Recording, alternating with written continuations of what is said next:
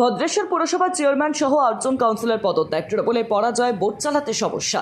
ভোটে তৃণমূলের ভরাডুবি ও দলের হেভিওয়েট মন্ত্রী তথা চন্দননগরের বিধায়ক ইন্দ্রনীল সেন পরাজিত হতেই বদলে যায় রাজনৈতিক সমীকরণ। তার জেরে উত্তর 24 পরগনা ও কলকাতার পুর নিগমের ধাঁচে এবার ভদ্রেশ্বর পুরসভার চেয়ারম্যান সহ 8 কাউন্সিলর পদত্যাগ করলেন। বৃহস্পতিবার পুরসভার এক্সিকিউটিভ অফিসারের কাছে পদত্যাগপত্র জমা দেন ভদ্রেশ্বর পুরসভার পুরপ্রধান প্রলয় চক্রবর্তী সহ মোট 9 জন তৃণমূলের দলীয় কাউন্সিলর।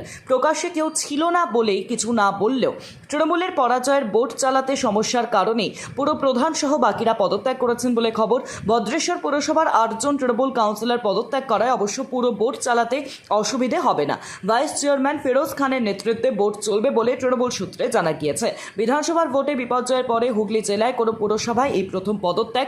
চন্দননগর বিধানসভার অন্তর্গত ভদ্রেশ্বর পুরসভায় 22টি ওয়ার্ড রয়েছে। বিরোধী শূন্য এই পুরসভায় প্রায় 14টি ওয়ার্ডেই হার হয়েছে তৃণমূলের। মন্ত্রী বিধায়ক ইন্দ্রনীল সেন চন্দননগর বিধানসভায় পরাজিত হয়েছেন 13,000 ভোটে। তারই মধ্যে ভদ্রেশ্বরও হার হয়েছে তার।